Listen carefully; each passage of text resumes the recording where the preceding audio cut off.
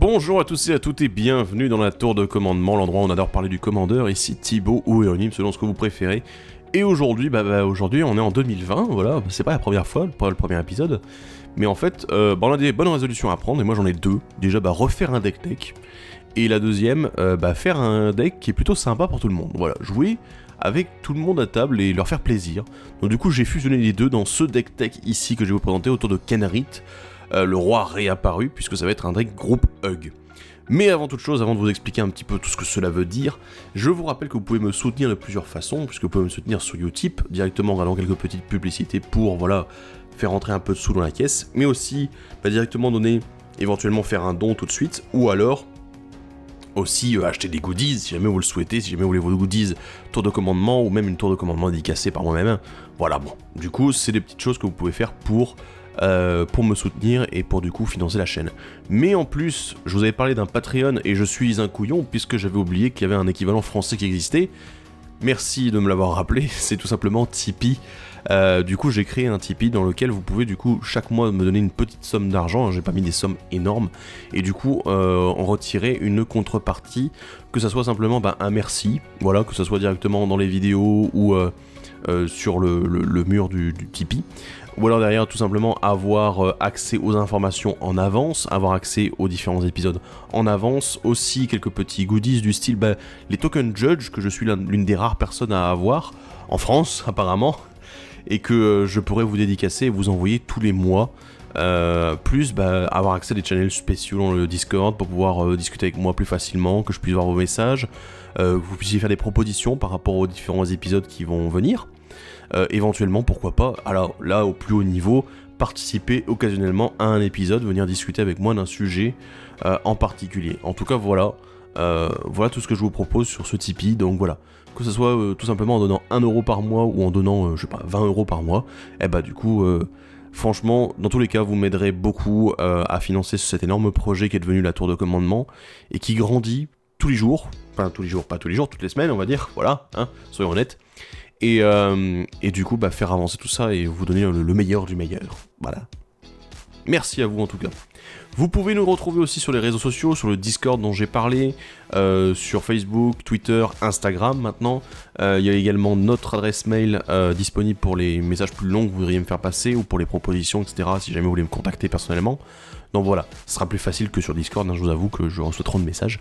Donc voilà, du coup, passez par ces biais-là, tout est affiché ici sur l'écran, sur le YouTube, sur la vidéo, plus dans la description de la vidéo, voilà, je vous mets tous les liens, vous avez tout.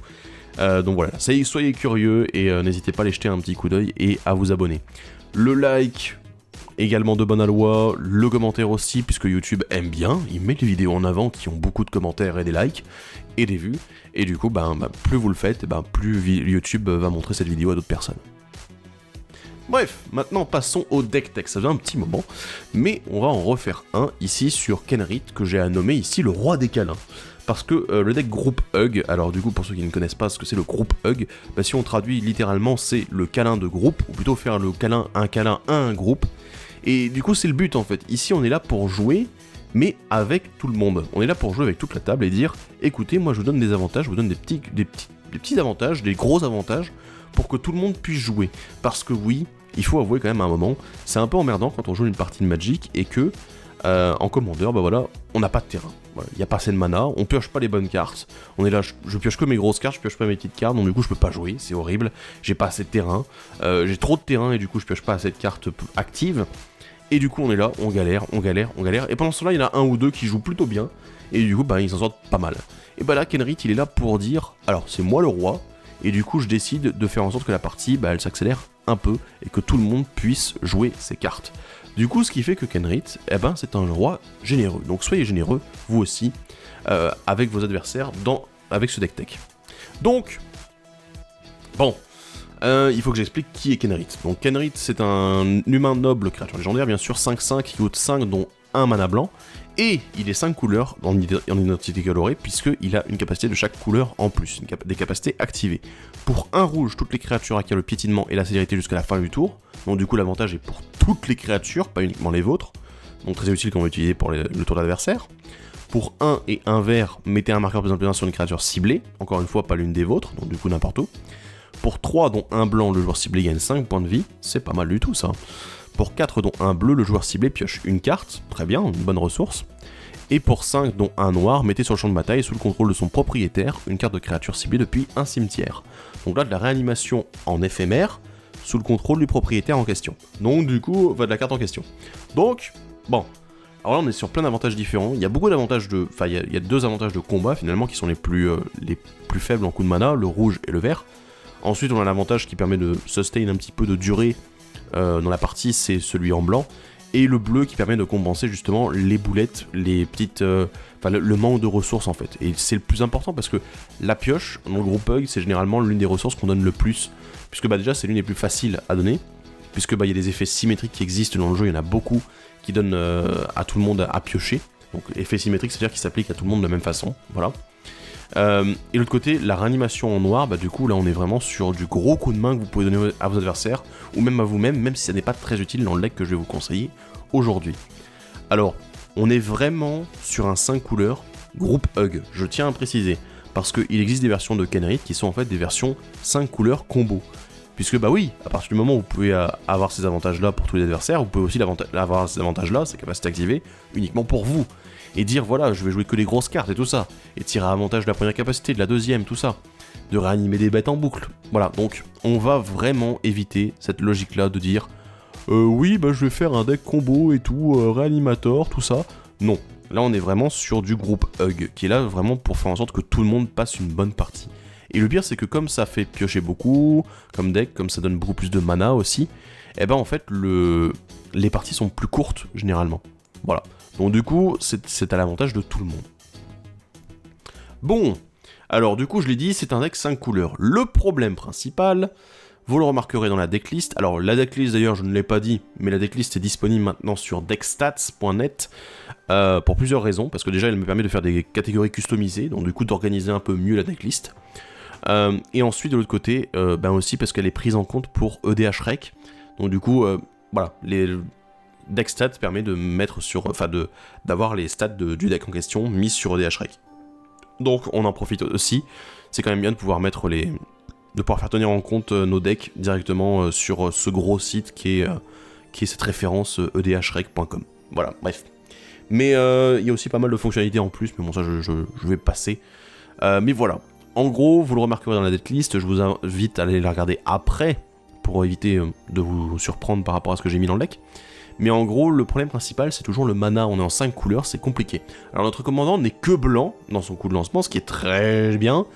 Donc du coup, ça nous permet d'éviter les grosses catastrophes pour pouvoir le lancer. Donc voilà, on peut généralement le lancer assez rapidement finalement. Mais de l'autre côté, en fait, on va essayer d'utiliser un maximum les 5 capacités. Le noir est très, très intéressant. Le vert, le blanc, le bleu le sont aussi. Le rouge peut-être un peu moins, à part pour vraiment aider les adversaires. Vous l'utiliserez très peu pour vous, finalement. Donc voilà, on est vraiment sur un commandant où on va essayer d'utiliser au maximum toutes les capacités. Donc, j'ai mis quasiment, je n'ai mis uniquement que des terrains spéciaux. C'est-à-dire qu'actuellement, il n'y a pas de terrain de base dans ma decklist. Alors, c'est une connerie, voilà, j'avoue, c'est couillon, parce que normalement, on met toujours au moins quelques terrains de base, ne serait-ce que un de chaque. Alors, ne pensez pas trop à 2 ou 3 de chaque, parce que tout de suite, ça fait que vous êtes à 10-15 terrains qui sont des terrains de base, ça fait beaucoup. Dans un deck 5 couleurs, ça va vous faire très mal. Donc du coup, essayez de limiter un maximum, je dirais 2 de chaque au grand max, c'est très bien, et essayez d'équilibrer un petit peu, en fonction des cartes que vous allez jouer, bien sûr, de dire « Ah je joue plus de vert que de noir », ce qui normalement va être le cas, puisque bon, le noir n'est pas trop groupe Hug, de manière générale. Donc bon, du coup, profitez-en un maximum, mettez vos terrains de base, mais pas trop. Donc voilà, vous pouvez retirer quelques terrains spéciaux que j'ai pu mettre, qui sont pas forcément dans votre budget, ou pas forcément très intéressants pour vous. Bref. Mais en dehors de ça, je vais vous parler du mana qu'on produit en dehors des terrains. Puisque bon, il y a quand même pas mal de cartes, et je me suis orienté sur des cartes qui permettent d'aller chercher, généralement, alors soit d'aller chercher n'importe quelle couleur n'importe quel terrain, n'importe quelle couleur de mana, soit des producteurs de mana qui font n'importe quelle couleur. Voilà. Donc du coup, on va commencer avec les 3 premiers, les 3 créatures, Oiseau de Paradis, Marraine des Floraisons et Ancêtre du Terrier des Fées. Encore une fois, je ne vais pas lire en détail ce qu'ils font, je vais juste m'attarder sur pourquoi est-ce qu'ils sont intéressants. L'Oiseau de Paradis, tout simplement parce que c'est un volant, du coup, qui peut bloquer plus tard, mais qui fait du mana n'importe quelle couleur, et qui ne coûte que 1 vert, donc du coup, c'est un drop early game facile. La Marraine des Floraisons fait un mana, en fait, pour chaque couleur parmi les permanents que vous contrôlez. C'est-à-dire qu'elle-même étant verte, du coup elle fait un vert quand elle est toute seule. Mais si vous avez Kenrith à côté, elle fera un vert et un blanc. Si vous avez les 5 couleurs qui sont présentes parmi vos permanents, même s'il y en a il y en a plusieurs qui ont la même couleur, elle fera un de chaque couleur, un vert, un blanc, un bleu, un noir et un rouge. Voilà, j'ai tout dit dans le désordre, mais je l'ai dit. Et ensuite, on a l'ancêtre du terrier des fées qui fait la même chose que la marine des floraisons, mais qui a ce petit bonus de se booster en fonction des couleurs présentes parmi vos permanents, et en plus d'avoir la vigilance. Donc du coup, il peut éventuellement attaquer. Et comme lui-même est déjà de 2 couleurs, en fait, il fait au moins 2 manas. Donc voilà, c'est une marine des floraisons un petit peu plus grosse, un petit peu plus bourrin aussi, mais qui fonctionne aussi bien.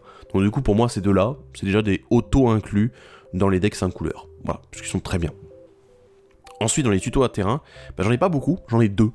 J'ai la carte d'expédition, voilà, cet artefact qui va vous permettre d'aller chercher un terrain, un terrain, et de le mettre dans votre main, malheureusement, pas sur le champ de bataille, c'est pas du ramp, mais ça vous permet de fixer un peu vos couleurs.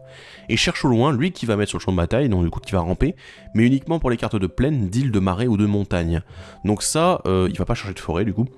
Mais ça c'est très bien en fait si vous jouez beaucoup de Biland comme moi dans ma liste. C'est-à-dire que moi j'ai les Biland qui sont issus de Bataille pour Zendikar, de Ravnica, de Amonkhet, et du coup comme ils ont les types de terrain, ça suffit largement pour aller les chercher. Alors si du coup vous jouez plus de terrain de base et que vous n'avez pas beaucoup de biland, je vous conseillerais plutôt Croissance luxuriante ou Portée du Kodama ou Cultivate. Voilà, donc du coup tout ça, ce sont des bonnes cartes évidemment si vous jouez plus de terrain de base que moi. Là dans ma logique, Cherche loin était beaucoup plus intéressant. Voilà. Ensuite on a quand même quelques cailloux. Alors au niveau des cailloux, j'explique un petit peu rapidement, mais je me suis orienté sur les cailloux qui font n'importe quelle couleur de mana. Parce que ça sert à rien d'avoir un Sol Ring en fait, alors qu'on va avoir besoin de mana coloré en boucle. Je veux dire, je vais pas mettre Sol Ring, Mana Crypt et Mana Vault dedans, parce que ça sert à rien. Voilà. Avoir du mana incolore ne nous sert quasiment à rien dans ce deck. Donc du coup, il nous faut du mana coloré pour éviter tous les problèmes qu'il pourrait y avoir. Donc du coup, pour ça, j'ai Arcane Signet, le cachet des ésotérismes, la pierre de Guermont et Victory Chimes. Alors oui, je sais que vous allez râler pour Victory Chimes, mais je vais vous expliquer après pourquoi je l'ai mis. Arcane Signet, du coup, c'est très bien, fait n'importe quelle couleur de mana. Pierre de Guermont, pour le même coup que l'Arcane Signet, permet de faire n'importe quelle couleur qu'un terrain qu'un adversaire contrôle pourrait produire. Donc généralement, sur une partie à 4 joueurs, les 3 autres vont cumuler au moins 4 couleurs à eux 3, rarement moins. Si c'est moins, vous avez vraiment pas de bol. Mais bon, au moins ça vous fait quand même déjà 3 couleurs pour une carte qui coûte 2. C'est plutôt pas mal. Victory Chimes, c'est un artefact de Battle Bond en fait. Et il coûte 3. Et en fait, vous le dégagez à chaque étape de dégagement de chaque autre joueur. Et vous l'engagez pour qu'un joueur rajoute un incolore à sa réserve. Donc du coup, vous pouvez donner du mana aux adversaires. Et là, on rentre un petit peu dans la partie groupe Hug. Vous pouvez donner du mana à vos adversaires. Ce qui peut être très intéressant pour eux. Ils sont en dèche. Un mana supplémentaire, c'est toujours bien. Et qui plus est, ça ne vous handicape pas non plus puisqu'il se dégage à chaque étape de dégagement. Donc du coup, vous êtes tranquille, c'est que vous pouvez l'utiliser pour vous et vous dire « Ah bah du coup au prochain tour, je pourrais aider lui à faire un mana supplémentaire. Et au tour suivant, je pourrais le faire encore. Et en tour d'après, encore une fois. » Voilà. Donc c'est très bien, c'est très group hug. Et généralement, les adversaires, ça va pas trop les déranger. En plus, bon voilà, vous faites de l'incolore avec, donc du coup, c'est pas non plus le top pour vous. Mais c'est top déjà pour dire, voilà, c'est un cadeau pour tout le monde. Ensuite, dans les autres cartes qui vous permettent de faire plus de mana, ou du moins de fixer un peu tout ça, la sphère du commandant, la lanterne chromatique et l'augure prismatique. Alors, la sphère du commandant étant un caillou assez classique finalement, puisqu'il fait du mana n'importe quelle couleur de l'identité de votre commandant, et en plus se sacrifie pour piocher une carte. C'est très bien. La lanterne chromatique et l'augure prismatique sont là pour la même raison en fait. Donc la lanterne chromatique, c'est l'artefact que vous connaissez tous, qui du coup va fixer tous vos terrains et leur permettre de faire n'importe quelle couleur de mana, en plus de lui-même faire n'importe quelle couleur de mana, c'est très fort. Et l'augure prismatique, c'est un enchantement, vous le connaissez peut-être pas, qui coûte 2 dont 1 vert, et les terrains que vous contrôlez, en fait, chaque type de terrain de base, en plus de leurs autres types de terrains. Donc du coup, ils ne deviennent pas des terrains de base, ils prennent juste les types de terrains de base, c'est-à-dire plaine, île, marais, montagne et forêt. Et du coup, ce qui fait que comme ils ont ces types-là, en fait, ils peuvent produire chacune des 5 couleurs. Voilà. Donc, ce but ici, cette augure prismatique, elle est là aussi pour fixer, comme la lanterne chromatique, elle coûte que 1 moins en plus que la lanterne chromatique. La seule différence, c'est que finalement, elle ne fait pas de mana elle-même. Voilà. Alors, on va passer à la catégorie des cadeaux pour tous, parce que là, c'est vraiment la catégorie group hug, où on va donner un avantage à tous. Et l'avantage principal que généralement les group hug donnent, c'est tout simplement la pioche. Parce que oui, c'est une très bonne ressource, c'est une ressource que tout le monde a besoin en permanence. Donc du coup, on va essayer de faire piocher un maximum tous les joueurs. Et pour ça, on a des classiques, la mine rugissante, la cloche du temple et Horn of Greed, la corne d'avidité. Donc du coup voilà, 3 artefacts, donc mine résistante qui fait piocher au début de l'étape de pioche de chaque joueur, la cloche du temple qui s'engage pour faire piocher chaque joueur, et Lorn of Greed qui en fait va dire que quand un joueur joue un terrain, ce joueur pioche une carte. Alors du coup c'est quand il joue un terrain, pas quand un terrain arrive sur le champ de bataille sous son contrôle. Il y a une grosse différence. Le fait de jouer un terrain, c'est une capacité, enfin c'est pas une capacité, c'est une action spéciale que vous pouvez faire une seule fois par tour. C'est pour ça, je joue un terrain. Mais si jamais vous allez chercher, par exemple avec Cherche au loin, ou avec Portée du Kodama, vous allez chercher un terrain, vous le mettez sur le champ de bataille, il n'est pas joué, vous l'avez mis sur le champ de bataille, vous ne l'avez pas joué depuis votre main. Donc, voilà. Ou depuis le dessus de la bibliothèque, dans certains cas, qui sont également acceptables. Mais par contre, si vous avez Exploration qui vous permet de jouer un terrain supplémentaire, du coup, vous piocherez une carte pour chaque terrain que vous avez joué. Voilà. Vous avez compris? Voilà, c'est les règles. Hein. Voilà, je vous explique pour éviter que vous vous emmêliez les pinceaux. Mais en tout cas, c'est très avantageux. C'est un mini Tatiova, en fait, qui est valable pour chaque joueur, donc c'est très bien. Dans les créatures qui font piocher, j'en ai pas mal. Il y en a beaucoup qui existent, finalement. Le Camille du Croissant de Lune, l'Humble Défecteur et Edric Maître Espion de Trest, pour les 3 premiers dont je vais vous parler maintenant. Très simple, hein, le Camille, tout simplement comme la mine rugissante, voilà, qui va faire piocher une carte au début de l'étape de pioche. L'Humble Défecteur qui a une capacité activée qui en fait lui permet de piocher 2 cartes, mais qui donne le contrôle à un adversaire de l'Humble Défecteur. Donc du coup, c'est un peu une rotation à faire autour de la table, dire ah voilà, je l'engage, je pioche 2 cartes, paf, je le passe à tel joueur et tout ça. Donc bon voilà. Sachant que ça n'est activable que pendant votre tour, donc du coup voilà, vous pouvez pas non plus vous le passer en boucle et tout ça, dégager toutes les créatures et puis on est parti. Hein. Non, le but ici c'est vraiment de dire on y va un petit peu à la fois, on pioche chacun, et 2 cartes c'est fort, je connais pas d'autres cartes qui le fait dans Magic, en plus en rouge, mais bon voilà, il passe sous le contrôle d'autres joueurs, donc du coup ça se comprend. Edric, lui, il incite plutôt les adversaires à s'attaquer entre eux, puisque il incite en fait les créatures à infliger des blessures aux autres joueurs que vous, pour piocher également. Donc du coup c'est encore une fois très politique et très stratégique, comme bon voilà, c'est un maître espion, hein, donc vous vous doutez bien que il a ses petits papiers, voilà. Donc du coup, le maître espion, voilà, le but c'est que les adversaires prennent cher et que lui soit tranquille. Donc voilà, c'est un peu tout le but de cette créature-là, et qui en fait déjà un très bon commandant, mais ici elle est en plus très à sa place pour le côté politique. Dans le même genre, on a Ludevic, Selvala et Kinayo Setsiro. Ludevic, nécro-alchimiste, alors lui c'est plus particulier en fait, c'est que chaque joueur va pouvoir piocher au début de son étape de fin si un autre joueur que vous, le contrôleur de Ludevic, a perdu des points de vie ce tour-ci. Donc du coup c'est également valable pour vous si vous avez attaqué avec une créature et tout ça, mais c'est pas trop le but. Ici Ludevic, son but c'est de dire écoutez, bourrez-vous les uns les autres, mais ne me touchez pas. Voilà, c'est un peu la manière de Edric, il est vraiment le même système. Selvala, elle permet de faire du mana, mais uniquement du mana vert, c'est pour ça que je l'ai pas mis dans la catégorie mana, puisque bon, elle fait qu'une seule couleur sur les 5, c'est un peu naze. Mais en fait, elle a le pourparler. Si vous ne connaissez pas, vous l'engagez, chaque joueur va révéler la carte dessus de sa bibliothèque, et pour chaque carte non-terrain révélée de cette manière, vous ajoutez un vert à votre réserve et vous gagnez 1 point de vie, et en plus tout le monde pioche une carte. Bon voilà, c'est un peu plus ça qui m'intéresse. Bon, il y a le fait de gagner des points de vie aussi, c'est sympa. Bon, il y a un peu de mana, voilà, bon, ça peut être sympa aussi, du coup, pour payer les coûts génériques, par exemple, de vos sorts, ou alors vous lancez beaucoup de sorts verts sur un tour, pourquoi pas. Donc voilà, tout ça fait que Selvala, ça reste une très bonne carte. Kinayo Setsiro, alors là, c'était mon premier deck groupe Hug, j'adore ce commandant-là. Donc c'est une créature légendaire humain et soldat, qui coûte 4 mana de chaque couleur sauf le noir. Enfin, pardon, 1 mana de chaque couleur sauf le noir, excusez-moi, donc 4 au total. Et en fait, l'avantage, c'est sa capacité. Au début de votre étape de fin, vous allez piocher une carte. Puis ensuite, vous et vos adversaires, vous allez pouvoir mettre un terrain sur le champ de bataille depuis votre main. Mais, si jamais un adversaire ne peut pas le faire, ou ne veut pas le faire, eh bien, à la place, il va piocher une carte. Voilà. Donc, du coup, c'est très intéressant. Je veux dire, ça va être... c'est un avantage énorme pour vous, parce que du coup, vous piochez et vous pouvez mettre un terrain. Mais pour vos adversaires, ils vont naviguer entre le choix, entre 2 ressources très intéressantes. D'un côté, le fait de pouvoir accumuler plus de mana en rajoutant un terrain supplémentaire, et de l'autre côté, de pouvoir piocher tout simplement si jamais ils n'ont pas cette carte en main ou assez de cartes d'actifs. Ou alors tout simplement s'ils n'ont pas de terrain. Voilà, donc du coup ça pourrait leur permettre d'en piocher un par la suite. Donc très bon choix, c'est un très bon commandant et ici il est tout à fait à sa place également. Ensuite on a le Cheval d'Acros et Geiji l'Honoré, 2 créatures. Alors le Cheval d'Acros, lui vous allez me dire oui mais c'est un petit peu, c'est un peu un cadeau empoisonné.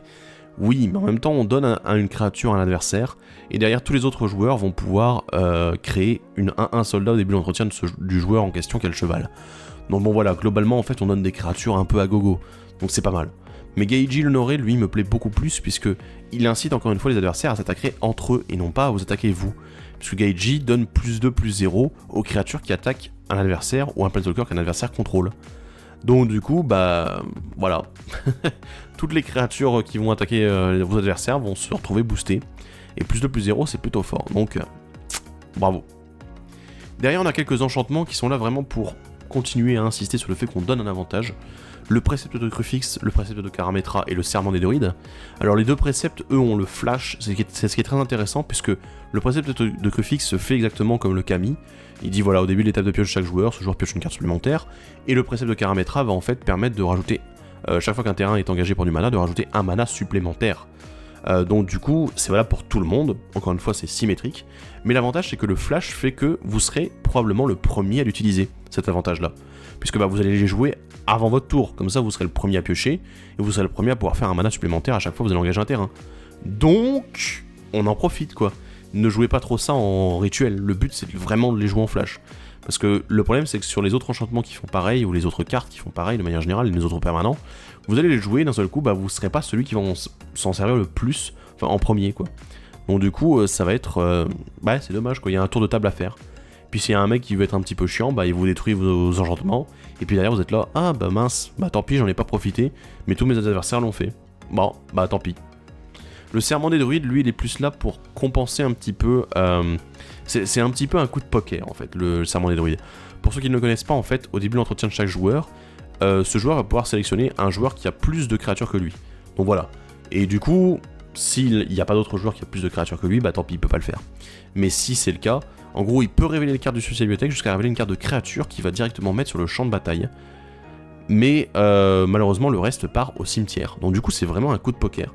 Parce que si quelqu'un joue beaucoup de créatures dans son deck, bah malheureusement, il est possible qu'il soit déjà celui qui a le plus de créatures sur le champ de bataille. Donc du coup, le serment des druides ne va pas être activable pour lui, enfin ne va pas être utilisable pour lui. Et de l'autre côté, si jamais c'est quelqu'un qui joue très peu de créatures, notamment vous, c'est pour ça que je vous conseille de ne pas trop l'utiliser. C'est vraiment un coup de poker pour les adversaires, en fait, c'est un petit peu une... C'est un truc pour les avantager, mais en même temps qui peut les désavantager aussi, puisque bon, si vous vous retrouvez à meuler pas mal de cartes, c'est pas terrible. Mais en gros, voilà, le but c'est vraiment de dire, si jamais il y a un jeu qui a pas beaucoup de créatures, il va, même si c'est des très bonnes créatures, il va probablement hésiter à le faire aussi, puisque bah, ça veut dire sacrifier énormément de cartes derrière, jusqu'à avoir la créature en question. À moins que coup de poker, il y avait que 2 cartes entre les deux. Voilà. Et le dernier enchantement dont je vais vous parler dans cette partie vraiment cadeau pour tous, c'est le puits d'idées, que j'aime beaucoup. Alors en fait, si vous ne le connaissez pas, je vais vous le décrire un peu plus en détail. Ici, il coûte 6 mana, dont un bleu, c'est cher.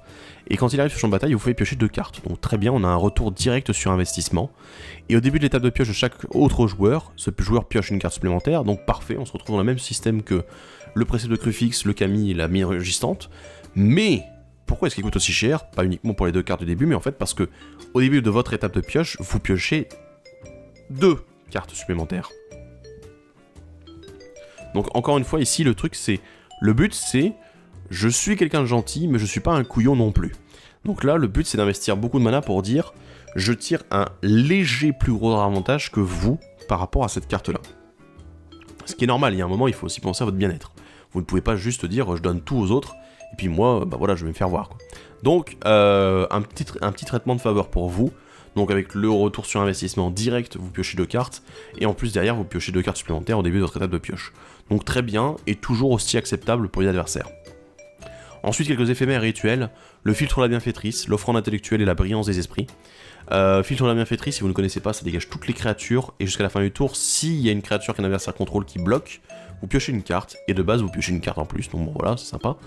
Donc le but ici c'est vraiment de dire bah voilà je te détape tes créatures et du coup t'as plus qu'à bloquer avec pour éviter bah je sais pas une attaque qui est un peu trop forte, voilà. Donc du coup vous avez moyen de réparer un petit peu aussi le côté politique que vous mettez en place. C'est-à-dire bah si vous avez Geiji sur le champ de bataille et que les adversaires se bourrent la gueule entre eux, pardon, bah boum, filtre la bienfaitrice, tiens je dégage tes créatures, baf. Et en fait vous piochez pas mal de cartes, vous en tirez un avantage, mais l'adversaire en même temps ne meurt pas puisqu'il peut bloquer. Donc très intéressant. Dans le même genre, l'offrande intellectuelle fait partie du cycle des offrandes qu'il y avait dans le Commander 2014. Vous choisissez un adversaire, ce joueur, et vous piochez chacun 3 cartes. et vous choisissez un adversaire, dégagez tous les permanents non-terrain que vous contrôlez, et tous les permanents non-terrain que ce joueur contrôle. Donc très bien, déjà parce que c'est pas ciblé, en plus, et que vous pouvez choisir 2 adversaires différents, ce qui a toujours été la force, en fait, de ces offrandes, donc très bonne chose. La brillance des esprits, union des forces, en fait, elle va vous permettre de, en commençant par vous, en fait, de payer du mana, et du coup, tous les autres joueurs vont pouvoir le faire, aussi, l'un à la suite de l'autre, et chaque joueur va piocher ensuite X cartes, X étant la quantité totale de mana qui était payée de cette façon-là. Donc, malheureusement, il y a un petit problème généralement, c'est que la brillance des esprits, si vous commencez à dire « Ah oui, bah je joue la brillance des esprits, je mets 4 mana en plus », les adversaires vont pas payer en plus. Ils vont dire « Bah ouais, même vous mettez 3 mana, les adversaires vont dire « Bah 3 cartes en plus, j'ai pas lancé de sort, j'ai pas eu à dépenser de mana, moi je suis pour. » Voilà. Alors que si vous lancez la brillance des esprits, vous ne pouvez pas payer, par exemple, que vous dites « Bah je lance la brillance des esprits, je vous laisse payer du mana », ou alors que vous payez qu'un seul mana, bah ça sera un peu plus intéressant pour eux de vouloir dépenser du mana. Il faut aussi penser à ça et pas non plus tout donner pour les adversaires quand même. La dernière carte de cette partie 6, c'est la tentation de la découverte. Vous le connaissez probablement si vous regardez le meilleur du verre, parce que voilà, je l'ai cité et c'est vrai, c'est une des meilleures cartes du verre. Un rituel qui coûte 4, et en fait qui va permettre d'aller chercher un terrain de base, pardon, un terrain même non basique dans votre bibliothèque et de le mettre directement dégagé sur le champ de bataille. Bon, sauf exception, hein, voilà, si c'est dit que ça arrive engagé, ça arrive engagé. Et en fait, de l'autre côté, les adversaires peuvent le faire également, mais pour chaque adversaire qui le fait, vous le refaites encore une fois. Du coup, c'est tentant pour les adversaires, il faut se dire que bon, vous n'êtes pas un deck très agressif, vous n'êtes pas un deck qui est là pour dominer complètement la partie. Le fait d'avoir du mana supplémentaire, ça vous permet d'interagir plus avec vos adversaires. Donc du coup, si eux vont chercher du mana, ils en tirent un avantage, et ils en tirent un deuxième avantage qui est que vous pouvez encore plus les aider à jouer. Donc, bénéfice pour tout le monde.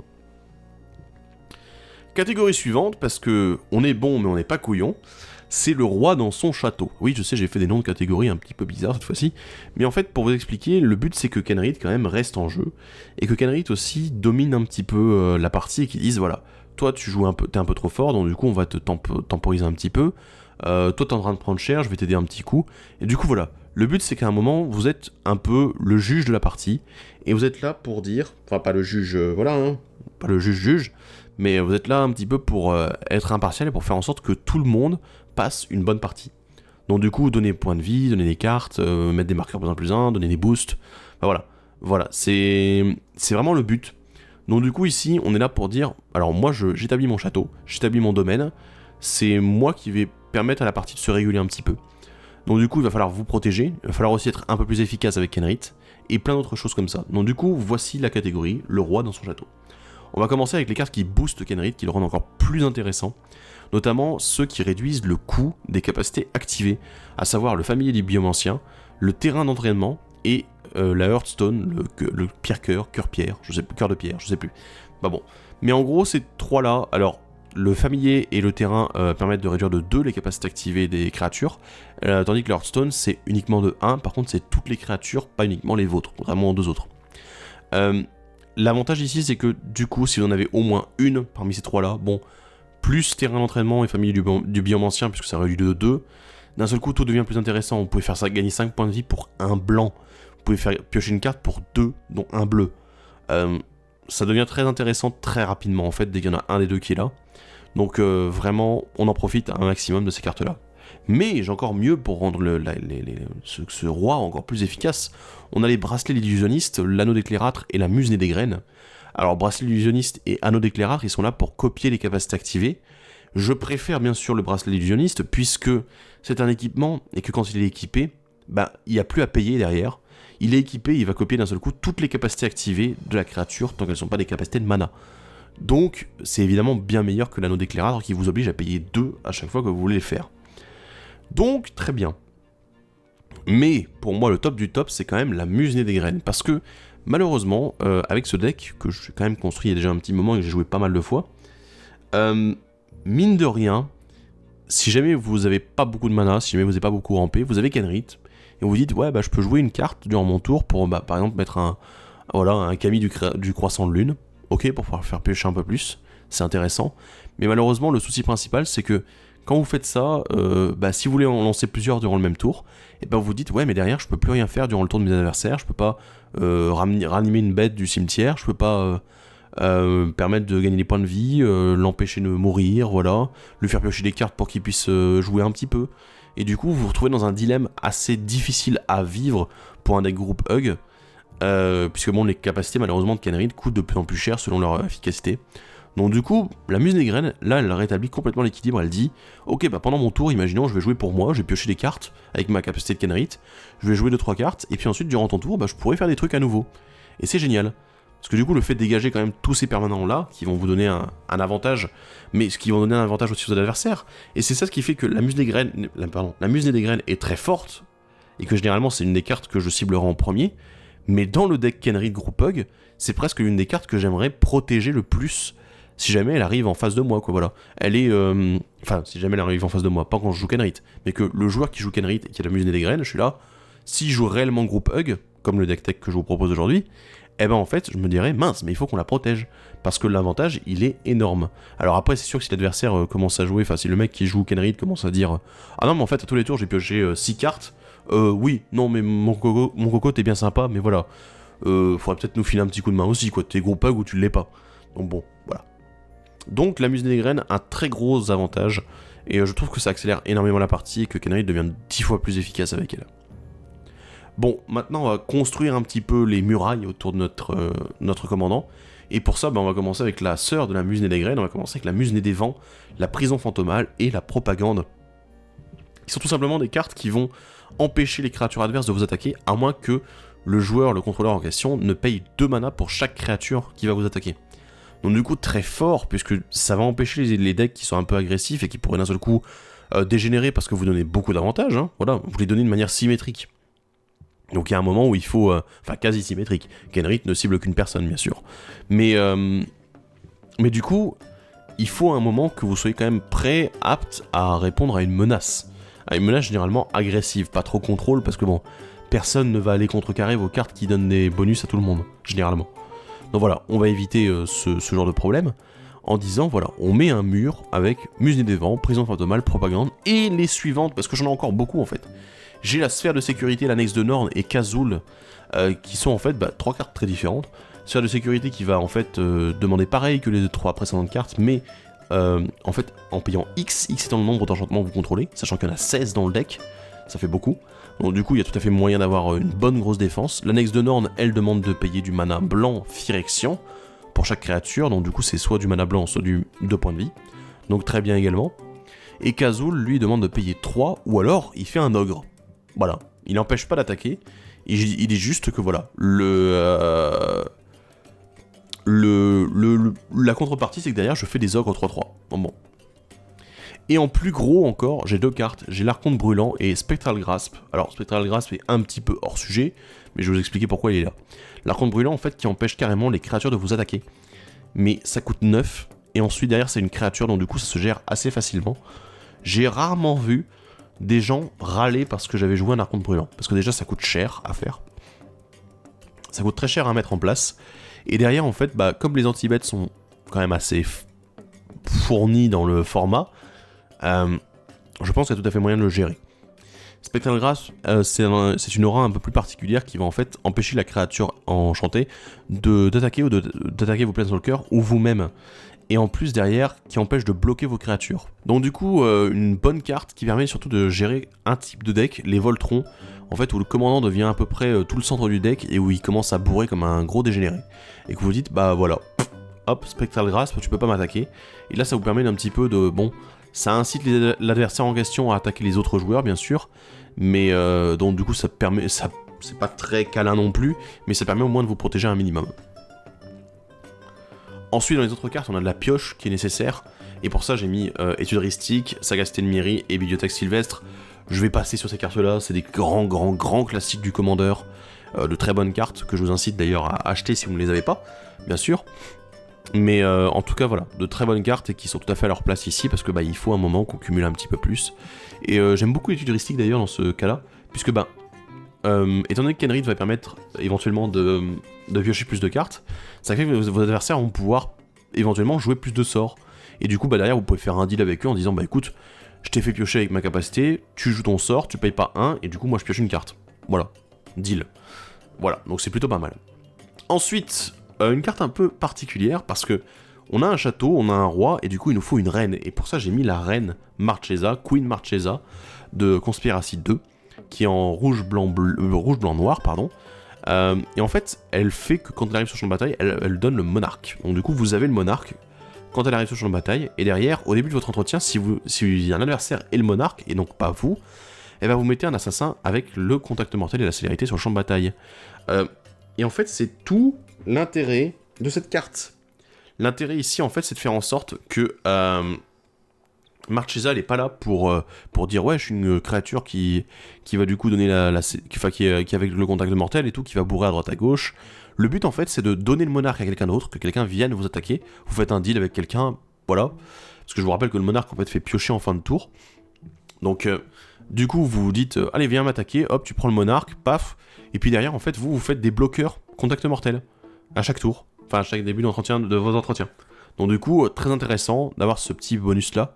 Et bon, bah si vous gardez le monarque, si vous êtes parti en mode full aggro, eh ben vous le gardez quoi, voilà, et puis vous piochez en plus. Alors pour gérer un petit peu la vermine qu'il peut avoir sur le champ de bataille, pour ça j'ai 2 cartes, enterrement sacré et expulsion impitoyable. Alors oui, je sais, expulsion impitoyable c'est la violence totale. Enterrement sacré en fait je l'aime bien parce qu'il met en dessous de la bibliothèque les créatures en fait. Donc, très intéressant parce que ça ne les détruit pas. Donc du coup, d'un côté ça empêche les jeux cimetières, ce qui est pas mal. Et de l'autre côté, ça empêche aussi pas mal de synergie en fait. Le fait que bah voilà, ah bah tiens, il joue un deck sacrifié, c'est tout, avec mes reines, toutes ces créatures elles meurent, il y a une plein de marqueurs d'expérience, t'es là, oh. Donc voilà, ça évite un peu les catastrophes comme ça. Expulsion impitoyable, là c'est vraiment la violence totale, c'est si jamais il y a vraiment un énorme problème sur le board. Mais j'avoue qu'il y a aussi une autre carte que je n'ai pas mise et qui pourrait très bien être intégrée, qui est dans le même style que Enterrement Sacré, c'est Terminus. Puisque bah déjà vous pouvez piocher pendant le tour des adversaires, ce qui peut être très utile, vous faites un terminus en éphémère, waouh. Donc bon, je ne l'ai pas mise dans la decklist, mais vous pourriez la rentrer dedans, sans problème. Ensuite, une carte un petit peu polyvalente, et qui vous permet de jouer un peu plus avec les cartes des adversaires, c'est Imitateur Rusé. Voilà, le change-forme qui devient une copie de n'importe quel permanent dans le terrain sur le champ de bataille. Donc voilà, très bien, je veux dire, une très bonne carte qui s'adapte bien à la situation, en fait, en fonction de ce qui se passe sur le board. Ensuite, derrière, on va récolter la taxe, voilà, parce qu'on est le roi, donc on récolte nos taxes, avec 3 cartes. On a la dîme étouffante, ou plutôt je vais l'appeler la taxe étouffante, du coup, Stolen Strategy et Artisan Ferry. Alors, dîme étouffante, voilà, du coup, le petit sort de rampe supplémentaire que j'avais pas mis dans la catégorie mana, parce que voilà, pour moi, il est plus dans les taxes, il est un peu moins sympathique que simplement le fait d'aller chercher un terrain. Donc voilà, du coup, dîme étouffante, très intéressant, puisque du coup, vous pouvez faire piocher vos adversaires.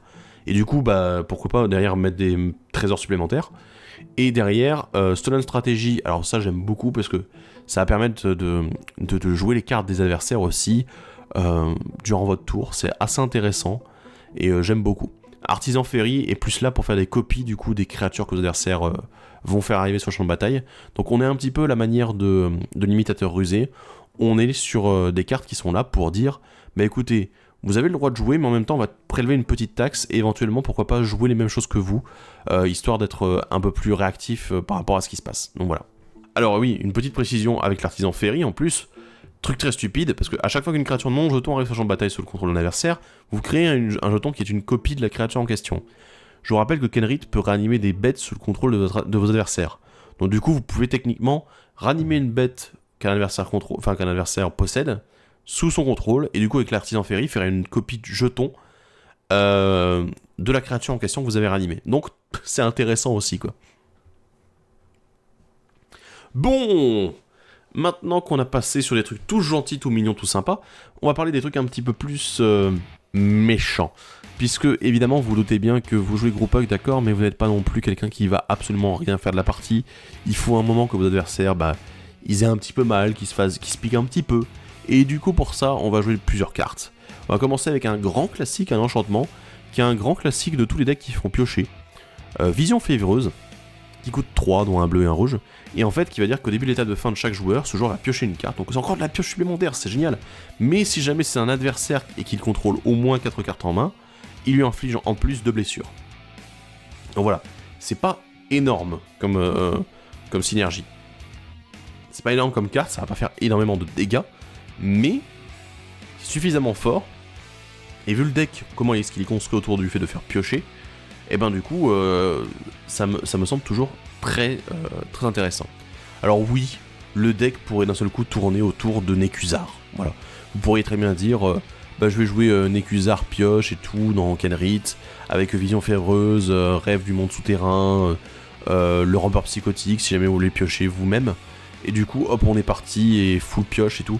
Mais non, c'est pas le but du deck non plus. Là, c'est juste un petit ping en plus, un petit choc à la fin de chaque tour. Ensuite, on a Reine du pouvoir en éphémère. Oui, on a trois éphémères ici. Reine du pouvoir, Thrilling Encore et Offrande volcanique. Alors, Reine du pouvoir qui en fait va échanger le contrôle de vos créatures avec celle d'un adversaire ciblé. Et vous en échangez le contrôle, elle gagne la célérité. Donc voilà, jusqu'à la fin du tour. Et c'est pour 4 mana. Donc du coup, vous pouvez très bien le faire pour éviter une phase de combat, mais je vous conseillerais presque de l'utiliser durant votre tour pour tout simplement donner vos créatures, qui sont généralement très peu nombreuses et très peu efficaces dans les phases de combat, pour récupérer tout le board d'un adversaire. Et vous tuer derrière, sans problème. Fleeing encore, lui, c'est une très bonne réponse en fait à toutes les Vras, excepté celle que vous avez dans le deck d'ailleurs.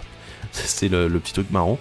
Mais en gros, vous allez pouvoir récupérer toutes les bêtes qui ont été détruites ce tour-ci, enfin qui ont été mises au cimetière ce tour-ci, depuis le champ de bataille. Donc, écoutez, voilà quoi, c'est fort, c'est en éphémère, ça coûte 5. Parfait. Offrande volcanique, alors du coup, je vous parlais du cycle des offrandes tout à l'heure, celui-ci c'est la moins gentille, donc c'est pour ça que je l'ai pas mise dans le côté cadeau. Et là, c'est vraiment les cadeaux empoisonnés ici, puisque ça détruit des terrains non-base en fait. Ça permet à l'adversaire ciblé, à l'adversaire choisi, pardon, et à vous-même, de détruire 2 terrains non-base, si possible, sinon ça peut être le même, et d'infliger 7 blessures à une créature, ou à 2, dans le meilleur des cas. Donc du coup, vous pouvez également dealer, ça peut être une carte très politique en fait, pour gérer un adversaire qui pourrait être très agressif, trop en avance en fait sur vous. Donc du coup, ça peut être très très fort. Ensuite, on a évidemment les cartes Friend or Foe de Battle Bond. Alors je ne les ai pas toutes mises, mais j'ai mise au moins celles du noir, du rouge et du vert, Virtuous Manoeuvre, Pierce Whim et Corvat's Fury. Alors, du coup, tous les trois des rituels. Et du coup, Virtuous Manoeuvre, donc amis ou ennemis, les amis vont renvoyer une carte de créature de leur cimetière dans leur main. Sympa, c'est un petit renvoi en main, c'est cool. Et de l'autre côté, chaque adversaire sacrifie une créature qu'il contrôle. C'est pas mal, c'est pas un énorme sort, je vous avoue, c'est pas l'un de mes préférés, voilà. Pierce Whim me plaît un peu plus, puisque les amis vont chercher dans leur bibliothèque une carte de terrain et la mettre sur le champ de bataille engagé, donc encore une fois, c'est du non basique, très bien, enfin c'est pas que du basique. Et les ennemis vont sacrifier un artefact ou un enchantement qu'ils contrôlent. Donc ça peut être très bien aussi, c'est de la gestion indirecte, donc très bon choix. Et Corvat's Fury, alors, je suis un petit peu dégoûté de le mettre, parce que c'est la carte qui m'a tué dans la dernière table de commandement, si vous l'avez pas vu. En gros, tous les amis vont se défausser d'autant de cartes, des cartes de leur main, et piocher autant de cartes plus 1. Et tous les ennemis vont prendre autant de blessures que le nombre de cartes dans leur main. Donc voilà. Du coup, ce qui fait que ça peut presque être un kill, Corvat's Fury, si la partie a suffisamment dégénéré pour qu'il n'y ait plus beaucoup de points de vie chez les adversaires. Ou alors, tout simplement, le fait de recycler la main de chaque joueur. Ce qui peut aussi être gênant, finalement, pour les adversaires. Donc voilà. L'un comme l'autre, je pense que Corvat's Fury, c'est vraiment une carte qui est beaucoup plus impactante dans tous les cas, dans un choix comme dans l'autre, contrairement à Virtuous Manoeuvre et Pierce Whim, qui sont là beaucoup plus amis ou ennemis. Et enfin, la toute dernière carte dont je vais vous parler, alors c'est une carte que j'aime bien, voilà, je l'ai mise plus parce que voilà, j'aime bien son fonctionnement, c'est l'inversion de Sablier, qui est un rituel qui en fait redistribue les totaux de points de vie de n'importe quel nombre de joueurs. Donc du coup, vous pouvez très bien, vous êtes dans la merde, vous avez pris beaucoup de dégâts et tout à droite à gauche, il y a quelqu'un qui vous a un peu trop bourré, vous n'avez pas pu vous protéger, du coup vous pouvez inverser les totaux de points de vie, les échanger comme ça entre tous les joueurs. Donc, enfin tous les joueurs encore en jeu, voilà, les morts ne peuvent pas rejouer, voilà. Donc, très bon choix, très bonne carte. Voilà, bon après c'est pas non plus exceptionnellement fort, mais j'aime beaucoup. Voilà, donc on en profite. Bref, voici le deck tech sur Kenrith, le roi des câlins. Mais avant toute chose, je dois vous dire une chose très importante, que certains auront peut-être capté, ou pas. Il y a une combo infinie dans le deck. Véridique. Actuellement, il y a une combo infinie dans le deck, Et je vous assure, j'ai monté le deck, c'était quelques semaines après la sortie de Throne Eldraine, et j'ai mis les cartes, quasiment toutes les cartes, là j'en ai changé juste une il y a pas si longtemps, j'ai mis toutes les cartes qui sont actuellement dans la decklist là, que vous avez. Et je me suis rendu compte en jouant ma toute première partie que j'assemblais une combo infinie qui permettait de gagner la partie instantanément. Alors du coup, libre à vous de retirer cette combo là, je vais vous l'expliquer. Cette combo là, elle compte sur 3 cartes en plus de Kenrit. Alors oui, ça fait une combo en 4 cartes, je sais c'est beaucoup. En gros, elle compte sur 10 étouffantes, donc du coup chaque fois qu'un adversaire pioche, il peut payer 2, sinon vous faites un trésor, qui fait du mana. Ensuite derrière, vous avez besoin d'une des cartes, enfin ou plutôt de la carte qui est la meilleure pour copier les capacités de Kenrit, c'est-à-dire le bracelet illusionniste. Au pire, l'anneau d'éclairâtre, mais ça devient beaucoup plus compliqué. Et derrière, vous avez besoin également en fait d'un des réducteurs de coûts. Alors de préférence, ce sera Famille du Biomancien et Terrain d'entraînement, puisqu'ils réduisent de 2. Alors du coup, où est-ce que je veux en venir avec tout ça? C'est simple. Kenrit a une capacité pour 4, dont un bleu qui fait piocher le joueur ciblé. Si vous avez Famille du Biomancien ou Terrain d'entraînement, la capacité ne coûte plus que 2, dont un bleu. Si vous avez Bracelet illusionniste qui est équipé sur Kenrit, ça veut dire que techniquement, pour 1 et 1 bleu, vous faites piocher à un joueur 2 cartes. Le problème, c'est qu'avec notre fameux enchantement, dont du coup la dîme étouffante, chaque fois qu'un adversaire pioche une carte, à moins qu'il ne paye 2, vous faites un jeton de trésor que vous pouvez sacrifier pour faire un mana. Du coup, ce qui fait que si le joueur en question ne peut pas payer 2, donc du coup c'est une situation assez particulière, il faut absolument que le joueur en question ne puisse pas payer les 2. Ou alors du coup si vous avez du mana en plus, vous pouvez le faire suffisamment pour que il soit obligé de payer à un moment et qu'il évite de partir en combo infini, mais ça arrivera à un moment ou à un autre. Je veux dire, vous allez en fait faire piocher 2 à un joueur, il va pas pouvoir payer les 2, donc du coup vous allez faire 2 trésors, que vous allez sacrifier pour faire piocher à nouveau 2 cartes, puisque la capacité est toujours copiée, et faire ainsi de suite en fait, jusqu'à faire piocher tous les joueurs à table, toute leur bibliothèque, et les faire perdre à la meule. Oui, c'est comme ça qu'on tue avec Kenrit. J'avoue que là c'est un petit peu, et je m'en suis rendu compte comme ça, vraiment la toute première partie, je me suis retrouvé avec les différentes pièces et j'étais là, wow, il s'est passé un truc là. Donc voilà, vous êtes au courant, il y a une combo infinie dans le deck qui n'est pas volontaire à la base, mais je tenais à vous la présenter parce que je la trouve sympa, parce que c'est quand même une combo qui demande 4 pièces au total, avec le commandant en total, donc c'est assez compliqué de la mettre en place, mais quand elle est mise en place, généralement l'adversaire, bon voilà, il faudra qu'il gère un truc ou l'autre, mais quand il voit les différentes choses arriver, je pense qu'il se rendra compte qu'il y a quelque chose qui cloche. Après, je trouve que c'est une combo assez sympa, assez dure à mettre en place, mais du coup qui a le mérite d'exister, quoi. Donc, voilà ma proposition. Si jamais vous souhaitez enlever une des pièces, je vous conseillerais plutôt d'enlever la dîme étouffante. Puisque techniquement, vous faites suffisamment de mana, même s'il y a un énorme avantage, vu que vous faites piocher beaucoup les adversaires. C'est probablement celle, en fait, qui vous handicapera le moins, puisque c'est bien d'avoir les réducteurs de coûts, c'est bien de pouvoir copier les capacités.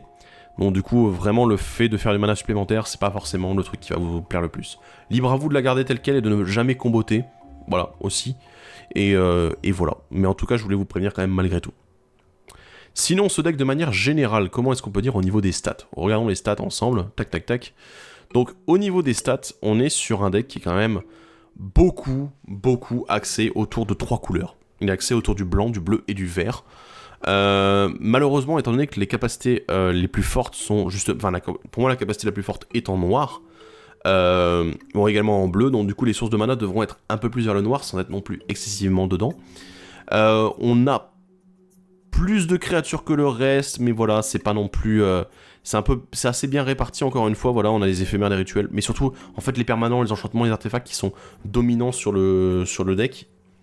Donc voilà, vraiment, c'est un petit peu le truc essentiel. Derrière, on a, au niveau de la courbe de mana, on est sur une courbe de mana assez faible, enfin, je veux dire, moyenne, pas faible, puisque on a les coups de mana 1, 2, 3 facilement, 4 un petit peu moins, 5 à peu près au même niveau, et puis ensuite, au-delà de 5, il y a quasiment rien. Donc on est vraiment sur des cartes qui sont très peu chères, mais pour une raison simple, c'est que le but, c'est de s'orienter beaucoup autour du commandant, et du coup, Ce qui fait qu'il faut, déjà il faut le commandant. Donc du coup, voilà, je regarde la catégorie mana, elle est essentiellement répartie sur les 3 premiers CCM. Donc voilà. Et puis derrière, les cartes les plus impactantes, en fait, elles sont plus chères, en fait. Notamment celles qui permettent de gagner ou empêcher les autres de vous bourrer, tout ça.